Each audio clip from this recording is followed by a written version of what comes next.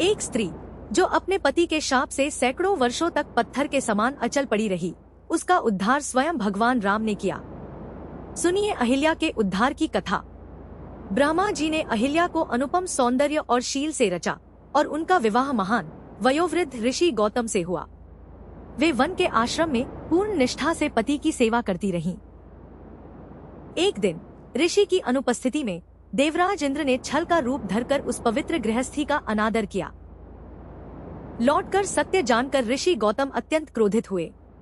इंद्र दंडित हुए और अहिल्या को शाप मिला, शिला के समान अचल अदृश्य होकर केवल वायु का आहार करती हुई युगों तक तपस्या में लीन रहने का। पर शाप में ही उद्धार का आश्वासन छिपा था कि जब स्वयं भगवान विष्णु श्रीराम के रूप में इस आश्रम में पधारेंगे, उनके चरणों का स्पर्श तुम्हें पवित्र कर मुक्त कर देगा। अनगिनत वर्षों तक अहिल्या ने विनम्र अटल धैर्य से तप किया। उनका हृदय बस उसी दिव्य वचन पर टिका रहा। युगों बाद युवा राजकुमार श्रीराम अपने भाई लक्ष्मण और ऋषि विश्वामित्र के साथ उसी आश्रम की ओर आए। जैसे ही श्रीराम के चरणों की पवित्र रज अहिल्या तक पहुंची, वे शाप से मुक्त होकर अपने तेजोमय रूप में उठ खड़ी हुईं।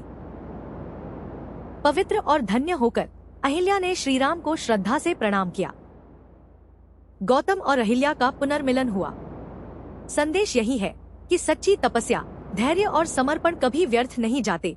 प्रभु की कृपा सबसे लंबी प्रतीक्षा के बाद भी उद्धार कर देती है।